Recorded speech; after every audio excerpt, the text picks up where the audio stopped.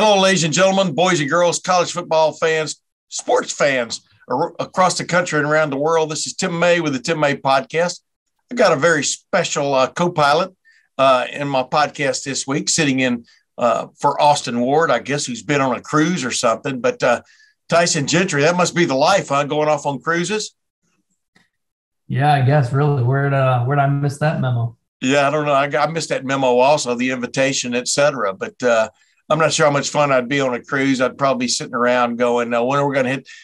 Big water is not one of my expertises, man. I've never been a fan of big water. How about yourself? I don't mind it, but I've never been on a cruise, and I don't know that anybody wants to see me in a bathing suit, so we'll just leave it at that. Well, vice versa. I mean, ditto. We could sit in the same area, by the pool, But anyway, ladies and gentlemen, Tyson Gentry, a former Ohio State walk-on punter and wide receiver, mainly wide receiver, is joining me in my podcast this week. We're going to talk about a lot of things, including the ridiculous largesse of depth at wide receiver for Ohio State, which was put on display one more time in the Rose Bowl. Just when they lost two, they got two more. That is a life of riches for Ohio State, Brad Hartline, Ryan Day, and that offensive staff, isn't it, Tyson? Yeah, they definitely have no problem with depth, and it's been exciting to see. Obviously, as a receiver myself, it's been fun to watch that talent just be cultivated, and Brian definitely knows what he's doing. He was a year younger than me. We were teammates, so I knew even back when he was a teammate of mine that he was going to do big things, and coaching is no surprise that he's thrived there. So it's been fun to watch.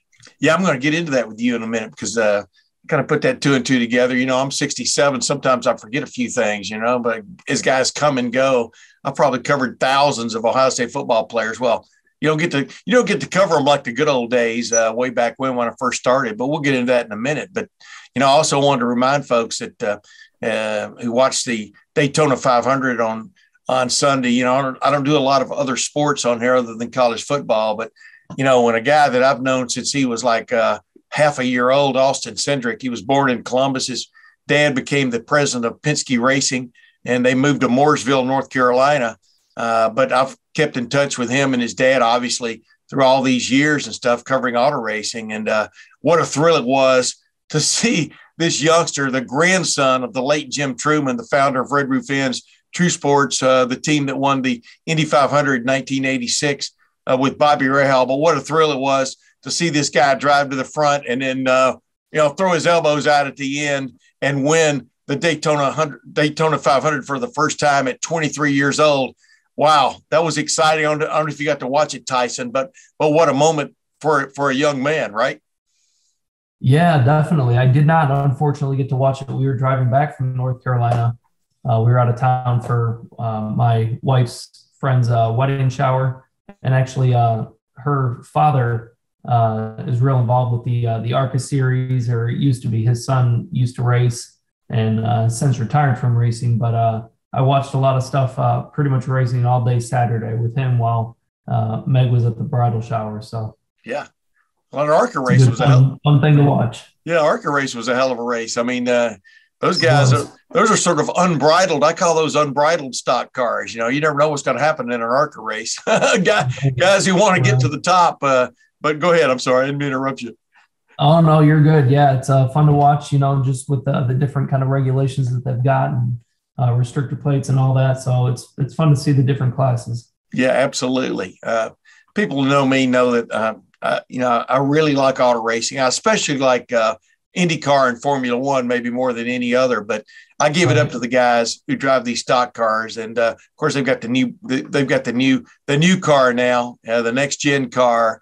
And it looked like it held up pretty well, except when it got a couple of them got upside down. What do you think? Yeah, it seemed like it. I guess I hadn't really heard much about it before talking to our friend's dad about just the new stock series and everything that they've done to try and regulate things and keep things consistent. But I think it's a double-edged sword. They've gotten away a lot from, I think too much money kind of has ruined a lot of racing, and even down to the little guys. My dad grew up watching the sprint cars and super modifieds Sandusky and even that. So it's just kind of a shame in one way, but it's still fun to watch on the other hand. So, ladies and gentlemen, I may have stumbled onto a gearhead here. I mean, he may not still be admitting it to himself, but he's sure is around a lot of people who are gearheads, Tyson Gentry. But hey, Tyson, let's just get right into it, man. I've been impressed with you. Number one, I'm always impressed by anybody who either is recruited by or walks on to play football at Ohio State, talking about high speed sports. And what do you remember way back when? Was it 2004 when you walked on to Ohio State? Or was 2005? I get the years mixed up. 04, yeah. Yeah. And what provoked you, to walk on knowing what a hard road that was going to be at Ohio State? I don't know if it was so much of being provoked as it was just the realization of a lifelong dream. And I'd idolized the Buckeyes since being a kid. My dad played for Woody back in the 70s. So naturally I was cut from the same cloth, so to speak. But I really didn't get many offers as far as scholarships go. Cincinnati recruited me, and Mike Tressel was there at the time with D'Antonio. And as much as I appreciated the offer, I think Cincinnati, I just didn't want to be a 4-hour drive from home. And I actually settled on going to Capital. And I don't want to say settled. I was excited to go there and play some D3 football. My sister went there and played volleyball. And then Ohio State reached out and said that they had a spot open for a punter. And I jumped at the opportunity. I didn't want to pass it up, and thought to myself, if it didn't work out, I could always transfer back to Capital and do that. But it was just an amazing dream come true to get the offer to be a preferred walk-on and get on the team. As you look back on it now, we're going to talk about it in a minute, like you and I were talking about earlier about Brian Hartline, was a teammate and stuff. I mean, that was way back when. It wasn't as far back as some people think, though, in mid 2000s. But what was going to be the toughest hurdle, I guess, to get on the field as a regular player, as a walk-on? As you look back on it now, I mean, would you recommend that path to people, I guess? Yeah, I mean, absolutely. If you don't put yourself out there and take those chances, obviously it's what I worked a lot of years and hours and sacrifice things like that to achieve that dream, and just for things to line up the way they did. But yeah, absolutely.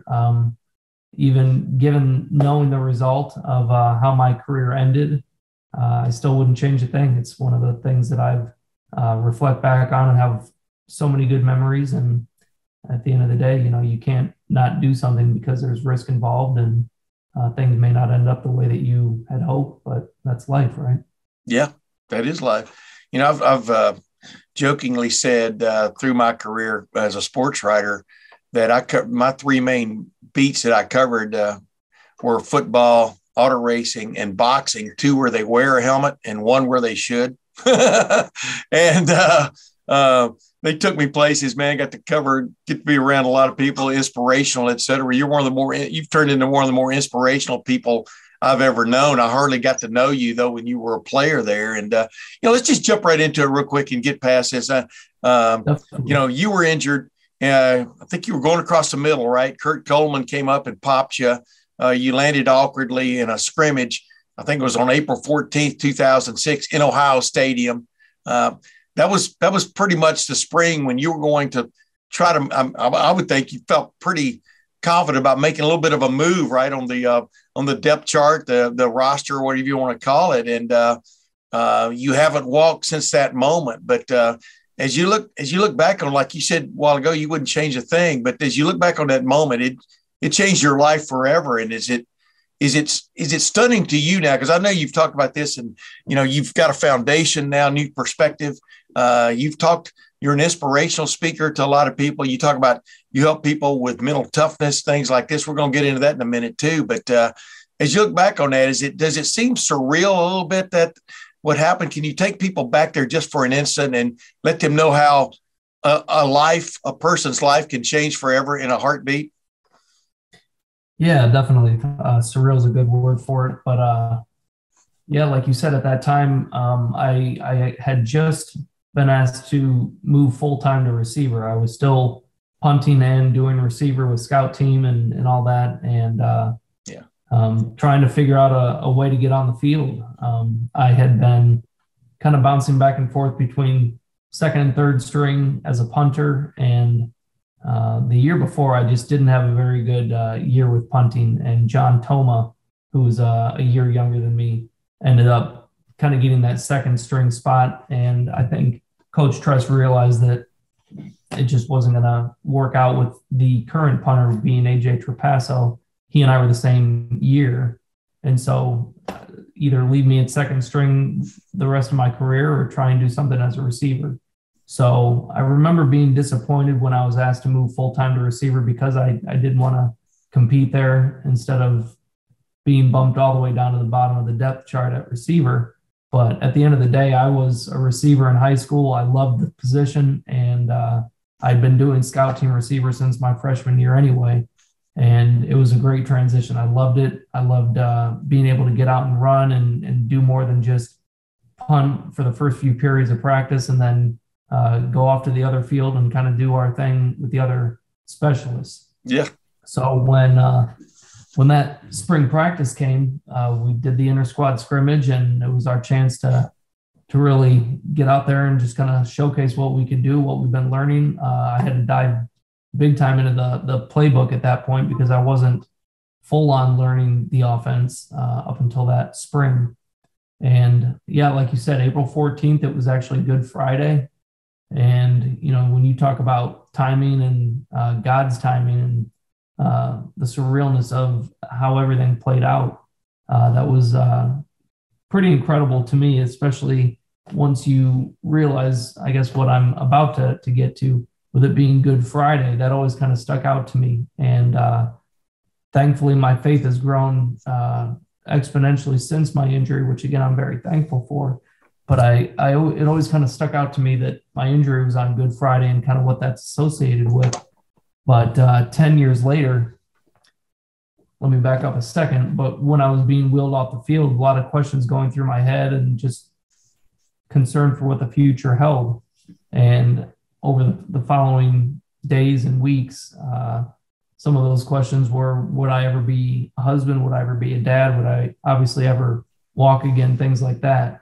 But exactly 10 years after my injury in 2016, on March 27th, my first son, Adam, was born. He was born on Easter Sunday. And so just for the timing of that, I mean, we always say God's timing is perfect. So, you know, it's really just kind of solidified everything to me to say that everything happens for a reason, and you just have to trust and make the best of what you're given. Yeah. Wow. That is I didn't realize the irony of your son's birthday. That's unbelievable. Yeah. People stuck by you too. I mean, you got immediate, big time medical care on the field. You know, some of the people there helped pretty much kind of like save your life, but also you got immediate, big time care. Who do you remember most from that group? Who, I don't know, maybe was the most influential, for lack of another term, on basically saving your life, but also, you know, maybe helping you come to grips with the situation? I mean, obviously the doctors, the team doctors, the physicians I had at OSU Medical Center who did the surgery to stabilize my neck, and I've got titanium from C3 to C5 to kind of stabilize everything. Yeah. But, in terms of the immediate response on the field, definitely Doug Callan and Bob Sweeney. They were the two head athletic trainers at the time, whom I'm sure you are well aware of who they are. But and then even just over the following years, as I lived out the rest of my career as a Buckeye, just being on the sidelines and having Doug and Bob follow up with me on things and make sure. But obviously, Dr. Borchers, Dr. Kading, I mean, there's a handful of guys that were really, for sure, important in just making sure that I had everything I needed and that everything, would play out as best as possible after that. But pretty incredible group of guys for sure. No kidding. No kidding. I mean, that's what's always impressed me about Ohio State is the training and medical care. I think is, takes a backseat to no one, but also their immediate. I just give it up to professionals like for example, Doug Callan. These guys who know immediately what to do. You know what I mean? And 5 seconds, one way or the other, can make such a difference, right? Yeah, absolutely. Especially in a situation like that. I know that my freshman year, Mike Kudla suffered a spinal cord injury, or not spinal cord. He broke his neck out of practice, and they had to backboard him and take him off. And thankfully, he didn't have any paralysis because of it. Yeah. But I know that that happened, and then so this is probably about a year and a half later that my injury happened. So yeah, for them to know exactly how to respond in a critical situation when seconds are critical, I'm very grateful for that. Definitely.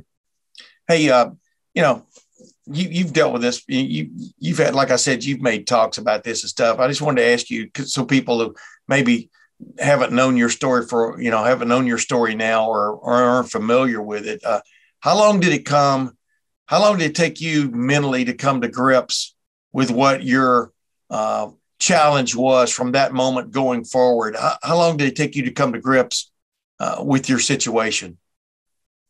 It was definitely progression. The first year is for sure the hardest. So I'd say overall for to be able to kind of move forward and kind of stop asking those questions of, am I going to have to do this every day for the rest of my life? Am I going to have to rely on somebody to get me dressed and in my wheelchair and help me get things and drive me everywhere? Just all those repetitive questions. I think probably about a year, but in terms of just kind of taking a step back and having a little perspective on things, which is where the name of our foundation really comes from. It really only took, I'd say, maybe a month to where I was doing my inpatient rehab at Dodd Hall there. And there are patients there who have traumatic brain injuries. And so seeing some of them and the situations that they're in and seeing how torn up their families are, I was able to thankfully, again, just take a step back and see my situation and realize that, yeah, it's not good. There's a lot of bad things about it. There's a lot of things that I'm not happy about, but there's still a lot of things that I do have that I have to be thankful for, because it could always be worse. And just to be able to joke with my family and friends and teammates and still be able to hug everybody and express just all that, and seeing the people who had brain injuries who are just kind of like vegetables, they can't communicate. It's just very sad. So having that perspective really helped. And again, just coming to realize the different ways, looking back, that I think God kind of orchestrates things. It really does put things in a perspective and helps you move forward. I was going to say, man, you've been blessed with you can still hug people, right? You've got movement in your upper arms, your biceps. I mean, that is so, that people don't know the strength of a hug, do they? I mean, what it can mean. Yeah, absolutely. In fact, we've got two boys, Adam and Ryan, and Ryan is about to be 4 here soon, and Adam will be 6 here soon. But Ryan always comes up to me and he'll be like, Dad, and he'll run up and just jump on my lap and give me a hug because he knows how much I love hugs. So it's great. I love it. Yeah. When did you feel, when did you start to turn this, people like to label things, positive, negative, black and white, you know what I mean? Red and green. When did you start to turn this into a positive? Give people like the New Perspective Foundation and stuff. When did you feel like you had a voice again, for want of another term, and that you could use your situation, not just to enlighten people, but to embolden people, you know what I mean? To understand that life goes on, et cetera, make the most of it. Right. But when did that really hit you that, wow, I can take this and turn it into a positive? Yeah, absolutely. Again, it was a progression, but I think fairly early on, maybe within the first handful of months, to where I realized that there are people who had spinal cord injuries, other patients at Dodd Hall who just were not in good places mentally. And some of the different staff there asked me to reach out and talk to other patients. And just knowing that like Romans 8:28 is one of my favorite Bible verses, and it basically boils down to saying that a lot of good can come from a bad situation. And I'm always grateful for any opportunity that I get that something good can come from all the pain and suffering and sadness that I went through, that there's, again, plenty of opportunities that I've been given this platform to reach people that I otherwise would never have met, would never have been given the privilege and opportunity to help them through their struggles and basically try and help them make some lemonade out of their lemons. I've got a pretty good recipe. Yeah. I'd buy your lemonade, man. You ought to get a little stand going. There we go. Get your two little boys out there. You know what I mean? You always helps. Yeah, right. You got your beautiful wife. I mean, yeah. your life's pretty good, man. I mean, from that perspective, and people have stood by you. Coach Tressel, do you hear from him often? Yeah, so we keep in touch throughout the year. We'll text and do phone calls, and I'm forever in his corner. That man is for sure responsible for improving the lives of many young men, and just everything that he did to teach us how to be better people beyond the game of football, and the time and hours that we spent in team meetings and having quiet time, reflecting our winner's manuals, and again, just teaching those intangible things of when it's always stuck out to me the way that this was phrased. But he said that someday the game of football is going to come to an end for all of you. And at that point, you need to decide what it is you're going to do with your life.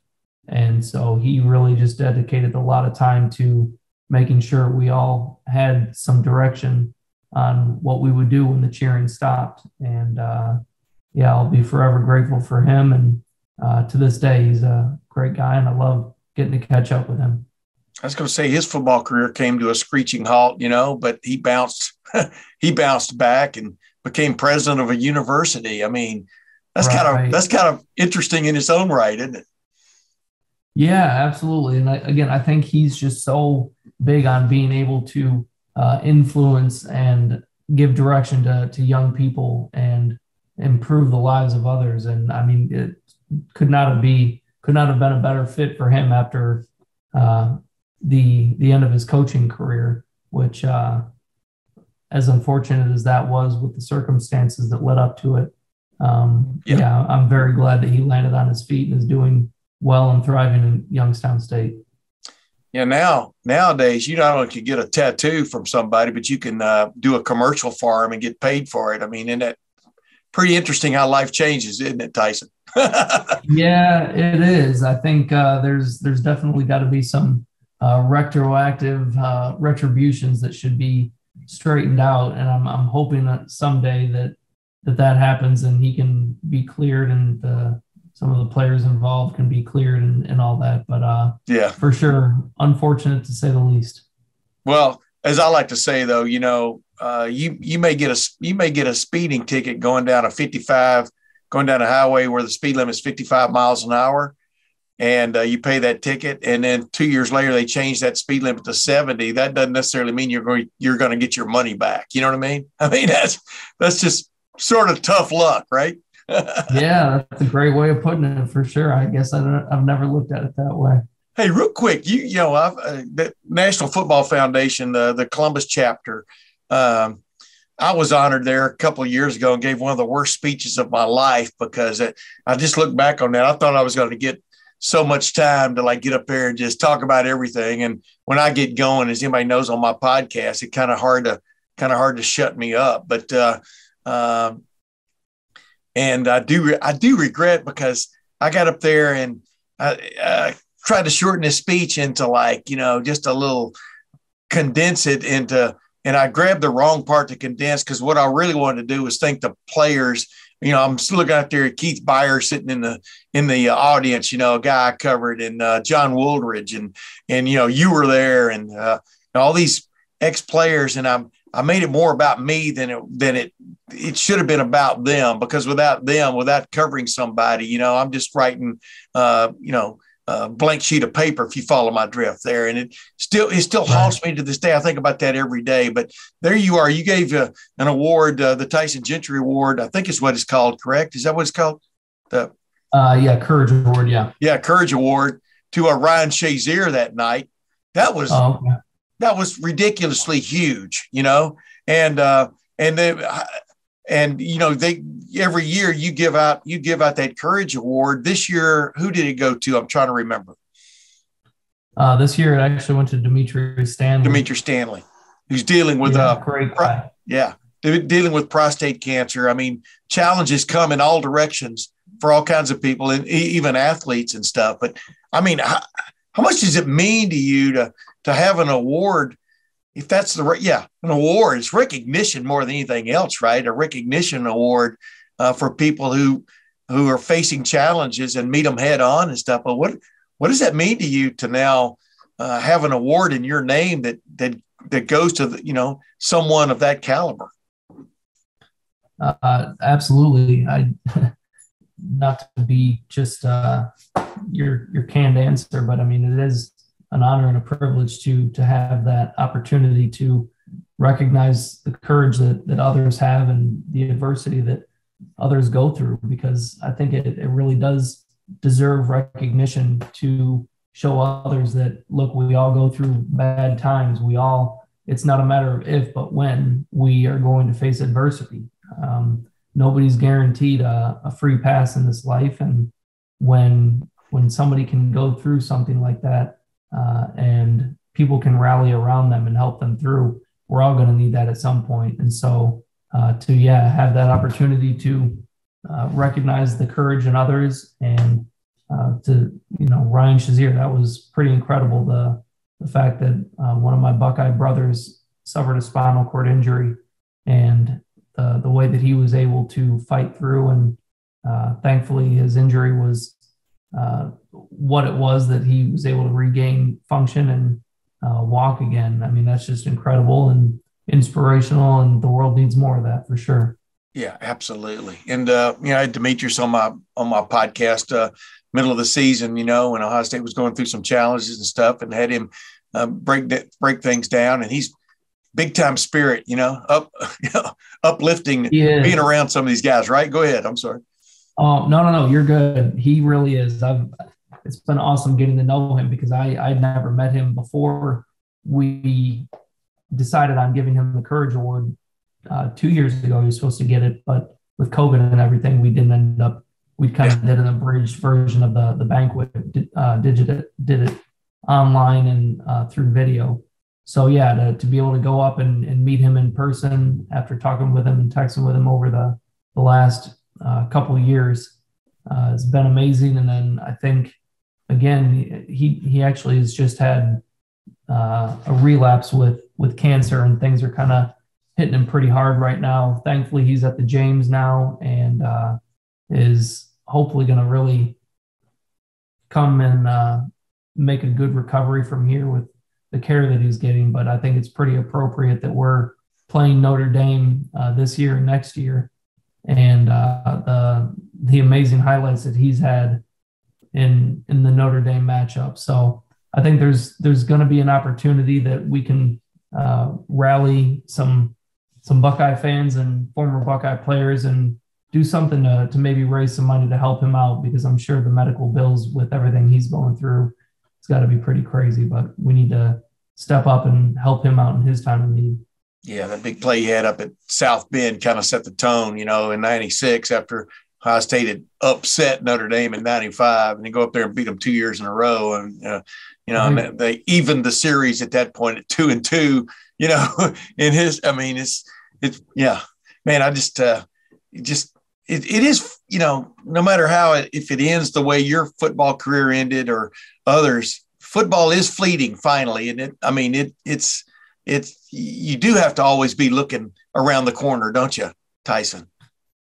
Yeah, absolutely. I think there's a lot of parallels and things that can be drawn just with life in general. I mean, that's life. Like, you have to appreciate the moments that you're in, because you'll look back and realize that, man, the good old days seem to go by fast, but at the same time, you can be living in the good old days at the same time as reflecting back on all the good memories you had. So, you just have to appreciate and take everything, as it comes. As it comes.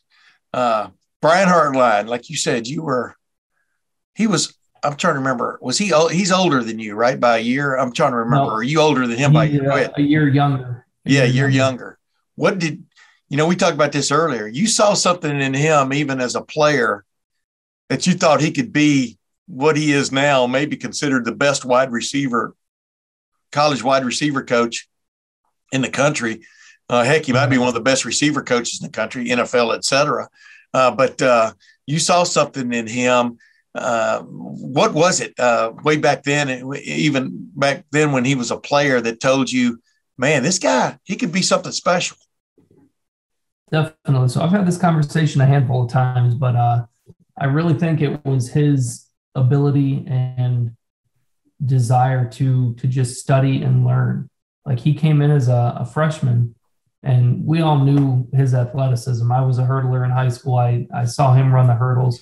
And his athleticism, for sure, you got to have the natural talent to do it. But I remember him coming in and getting with Anthony Gonzalez right away and just picking his brain and, kind of just picking up little things here and there. What do you do? How do you do this in this situation? And so just being a student of the game. So when he went to the NFL, again, with his athleticism and talent, and then knowing that he had a mind for the game, I wasn't surprised that he really had a nice career there with Miami. And so then, to transition to coaching. And we had a great coach in Daryl Hazel teaching us at receiver. So between, his God-given ability and the coaching that we had, and then his career in the NFL, again, it's just been a natural progression, but it's been fun to see him thrive and do well.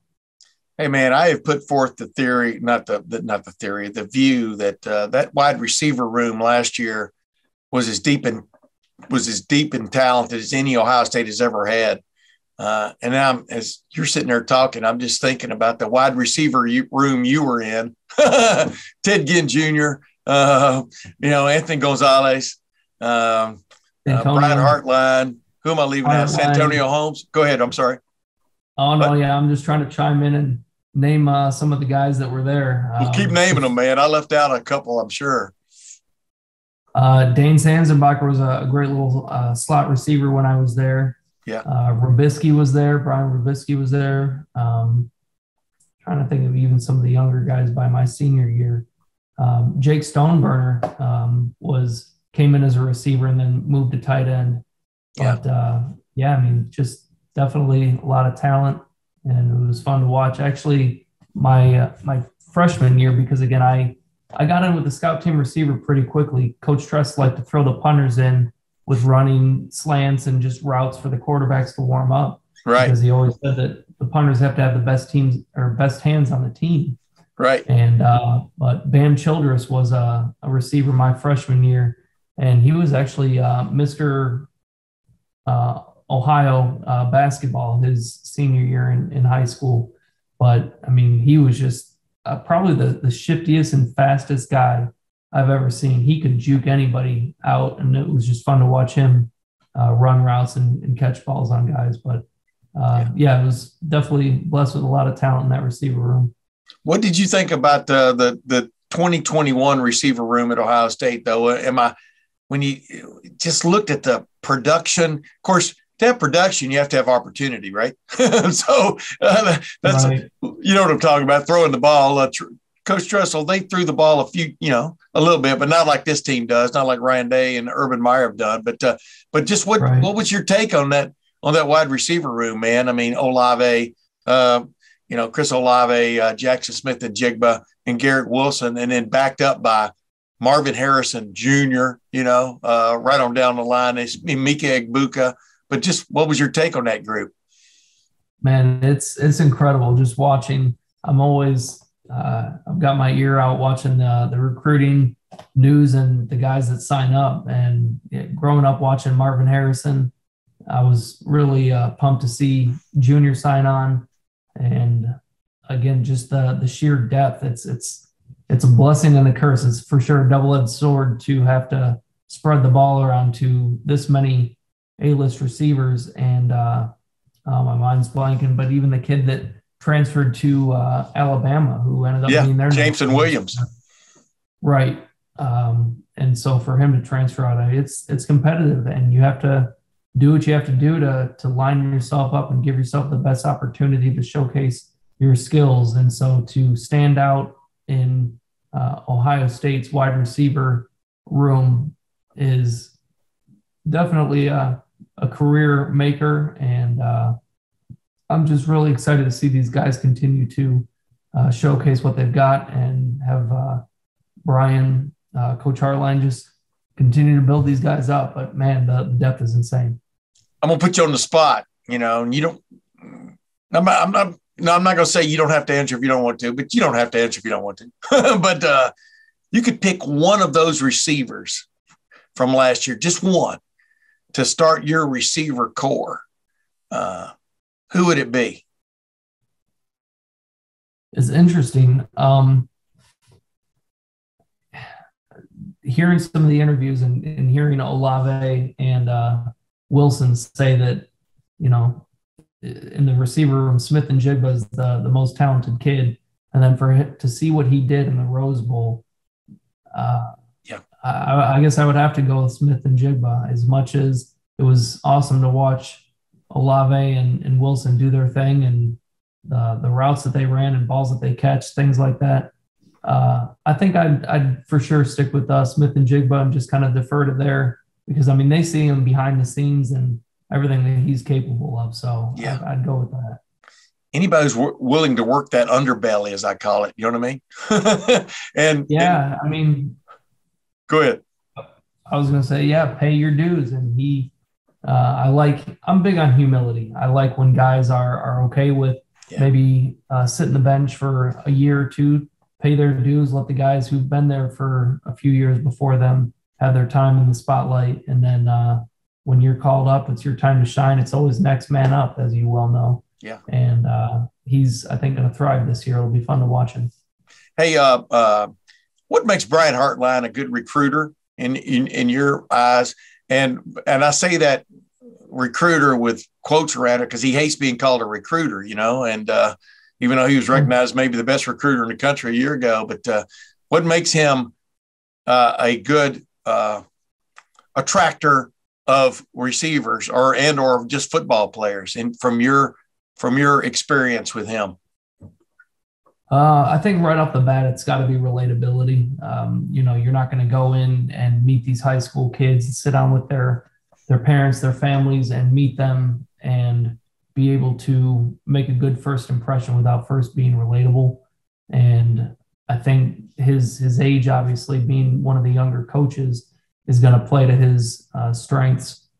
And then beyond that, it almost becomes a self-fulfilling prophecy where, again, having that relatability right off the bat, but then to show, like, look, I played in college. I'm not just some guy off the street, which doesn't necessarily need to be. Obviously, there's been plenty of guys who weren't starters or whatever it may be, but they've got a mind for football, and that's more than half the battle. Yeah. But to play in the NFL, to know the ins and outs of how college and NFL business works, because it is a business. And then to say, look, I'm going to put you in a position to thrive on a stage that most people would kill to play on, and then to show you exactly what needs to be done to make it to that next level, to be scouted and drafted, and then how to navigate the business world of the NFL. Because again, we had players, Coach Tressel would bring players in, former players all the time, to talk to us and just kind of give us their advice. And repetitively, guys would say, enjoy your time in college, because the atmosphere in the locker room is totally different in the NFL, and it's cutthroat. It's a business, and it's not as carefree as college. So I think Brian does a really good job of encompassing all of that and packaging it up. And again, coaching these kids how to be the best athlete and be the best receiver they can be. Yeah, he's a been there, done that kind of guy too. I mean, who clearly learned lessons, paid attention along the way, and now it's just bubbling out of him, right? I mean, it's it's funny when you got the whole package. I think he's got the whole package. Do you agree? Yeah, absolutely. Again, just being able to have that personality where, again, you're relatable, because we've all had those coaches that know what they're talking about, but they just don't have that player coach relatability that, you can go to and have just those one-on-one conversations with and talk about stuff beyond football or whatever it may be. And I think if you don't have that, it's a big detriment to your ability to produce and have those results that ultimately every coach wants. Hey, you make a lot of appearances, public speaking appearances. I think people know why now. You know how to express yourself. But one of the things I think you and I were talking about before we started this show was that you get into what you tell people about mental toughness and things like this, of dealing with things from a when challenges standpoint and stuff. I think you've become a pretty good expert on that kind of deal, right? And explain what your message is, I guess. Right. So beyond the foundation, because first and foremost, like what he said and Coach Tress reiterated, you can never pay back, but you can pay it forward. And I think being able to take the experiences that we've all gone through, the adversities that we've faced, and take those and do something positive with them. So the foundation has been great to be able to help families going through what I've been through with my family. And then beyond that, kind of like a life coach kind of thing. I like to work with people on coaching them on mental toughness. And I've kind of coined the phrase prehab, because a lot of times you get injured and you have to go into rehab. Well, mental toughness, a lot of it takes place before the adversity ever hits. You need to coach yourself and learn the different things of how to mentally process things. And, mind over matter. If you don't mind, it doesn't matter, that kind of thing. And so I think ultimately I've been able to do a lot of reflecting on when my body was taken away. I literally could not move or feel anything below my neck.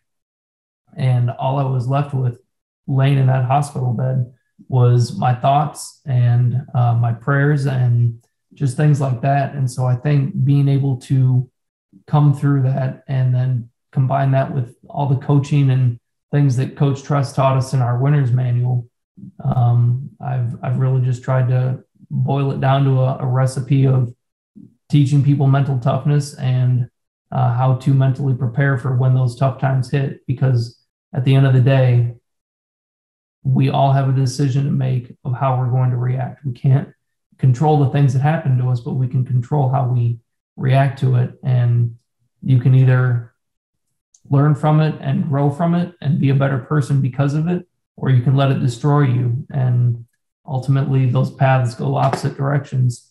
And if you want to choose the latter, then you're going to have a pretty miserable life from then on. So I try to, again, help people with even kids. I mean, I love working with middle school, high school kids to teach them about even just mental resiliency on the playing field. It doesn't even have to be coaching or teaching somebody about preparing for adversity for a life-changing injury. It can just be like in the heat of the moment of the game or the competition, how to be mentally solid and perform at your peak, even in the face of stress and competition. Yeah. That's why the name Tyson Gentry now means inspiration as far as I'm concerned. I mean, I've been inspired by you, and I've hardly ever talked ever, but I've been inspired by following your story, watching you deal with these challenges. And like you say, you know, the challenge you face, there are some people who face challenges much bigger than yours, you know, and find a way. And Tyson, you are an inspiration. Does that make you blush a little bit when I say something like that? Yeah, for sure. I mean, I very much appreciate it. Absolutely. But again, I'm really big on humility, so it's always hard for me to sit here and take compliments and all that. And I guess just at the end of the day, I give credit to God for giving me the strength. I've got an amazing wife who makes my life easy every day for all the things that she handles and does for me and our sons. And again, I wouldn't be here the man that I am today without the help of a lot of other people. So I can't take full credit. And I'm just very grateful that a lot of good has come from a bad situation, and given the opportunity to talk with people like you and hopefully inspire other people who might be going through their own struggles. Well, ladies and gentlemen, that's Tyson Gentry, and I really appreciate him joining me as my co-pilot on the Tim May podcast. It is a push button kind of situation anyway, when you get right down to it. It wasn't too bumpy, was it, Tyson? No, not at all. It's always an honor. And Tim, always good to catch up with you. And, despite not talking repetitively over the years, it's always good to catch up and talk some football and talk shop for a little bit. Absolutely, brother. And we're going to do it again. But ladies and gentlemen, that comes to the end of this Tim May podcast. And I appreciate Tyson Gentry joining me. Be back next week. We'll talk a little bit. Actually, we'll talk a lot about Ohio State spring ball. What's coming, guys who need to step up, people that maybe I have my eyes on, Austin Ward has his eyes on, that are interesting battles coming up in the spring. But for Tyson Gentry, this is Tim May. We'll see you then.